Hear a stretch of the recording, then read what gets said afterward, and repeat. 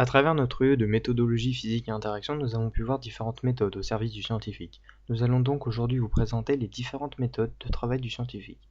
Une première méthode est d'arriver à comprendre des concepts. Le but est de pouvoir mieux appréhender quelque chose de compliqué sans connaissance. On peut prendre par exemple les séances de tutoriel avec les lois de Kepler. On a eu recours à différentes étapes. On a d'abord réalisé des schémas pour illustrer les lois de Kepler, en particulier la deuxième loi, qui nous dit que l'air balayé par une planète en un certain laps de temps reste la même. Ainsi, on avait ensuite à répondre à des questions et à débattre avec ses camarades. On avait par exemple à voir s'il y avait un rapport entre l'excentricité d'une planète et le changement de sa vitesse orbitale. Au premier plan, on remarquait que plus certaines planètes avaient une excentricité élevée, plus grand était le changement de la vitesse orbitale. On pouvait donc débattre sur qui de Mercure ou de Pluton avait le plus grand changement de la vitesse orbitale, Pluton ayant la plus grande excentricité, Mercure étant le plus proche du Soleil. On remarque que c'était finalement Mercure qui avait le plus grand changement de vitesse orbitale dû à l'attraction du Soleil. Cette force de gravité justement, résultant du produit des masses des objets par la constante de gravitation divisée par leur distance au carré, était le sujet d'une autre méthode qui était de se renseigner. Le but était d'ici de chercher les bonnes informations pour répondre au problème. La première étape était donc de trouver des documents relayant l'information donnée. C'est ainsi que nous avons utilisé des extraits de la revue de l'astronomie afin de mieux comprendre le principe de centre de masse ainsi que le mouvement des planètes extrasolaires. Le centre de masse au centre d'inertie est donc le point de l'espace où s'applique le vecteur de variation de quantité de mouvement. Ainsi le Soleil, ayant une influence sur le mouvement de Jupiter, en retour Jupiter a aussi une influence sur le mouvement du Soleil. On a pu expérimenter ce principe lors de la séance de kinesthésie où on se déplaçait autour d'un centre de masse avec des cordes. C'est aussi durant cette séance où nous représentions les forces exercées par la planète sur elle-même pendant leur déplacement. Enfin, nous avons appris à savoir exploiter et comprendre ces informations.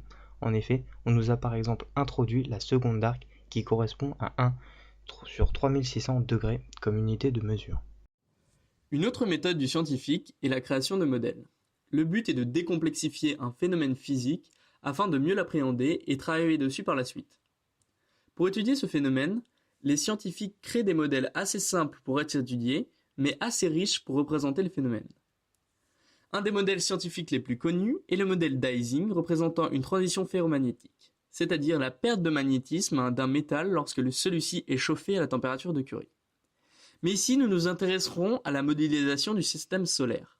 Cette modélisation peut être faite lors d'une séance de kinesthésie. Chaque personne représentant un astre, son bras droit le vecteur vitesse et son bras gauche le vecteur accélération.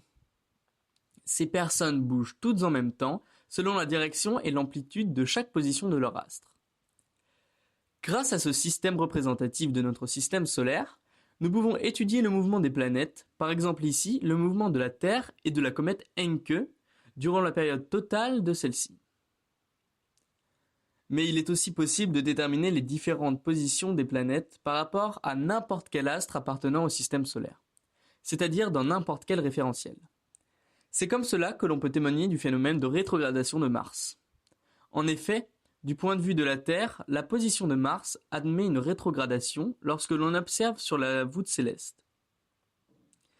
Ici, chaque personne représente la position de Mars vue depuis la Terre par rapport aux étoiles lointaines, après 18 jours d'intervalle.